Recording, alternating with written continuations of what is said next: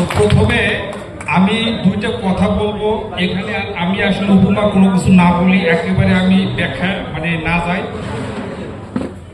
উপস্থিত সম্মানিত ব্যবসায়ী ভাইয়েরা, সভাপতি মহোদয় সহ আজ এই মঞ্চে দাঁড়িয়ে আমি আত্মবিশ্বাসের সহিত একটা কথা বলবো, চাপাড়ার ব্যবসায়ী সমিতি একটা সংগঠন নয়, এটা একটা ঐক্য।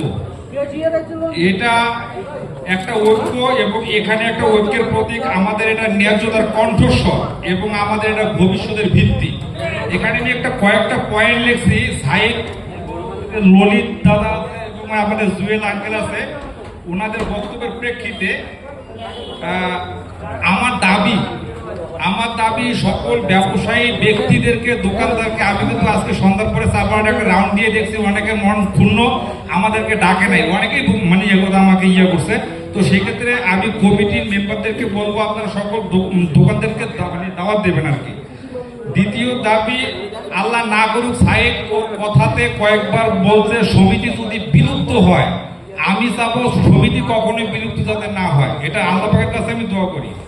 3 নম্বর দাবি, আমাদের মধ্যে কিছু ঝামেলাযুক্ত লোক থাকবেই ভাই, এই ঝামেলাযুক্ত লোকদেরকে সমাজ থেকে বের করে দেওয়া আমাদের পক্ষে সম্ভব নেই, এদেরকে নিয়ে আমাদেরকে থাকতে হবে।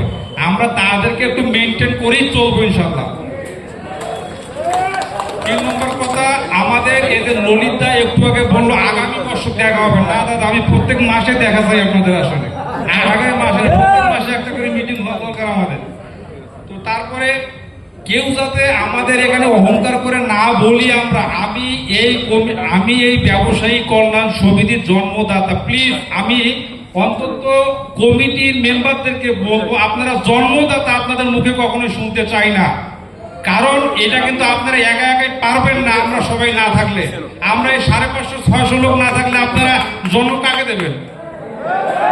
তো সেক্ষেত্রে আমরা কেউ জন্মদাতা না, এখানে আমরা সবাই সবার সহযোগী, এই বলে আমি আমার কথা শেষ করছি। আসসালামু আলাইকুম ওয়া রাহমাতুল্লাহি ওয়া বারাকাতুহু। ধন্যবাদ জানাচ্ছি।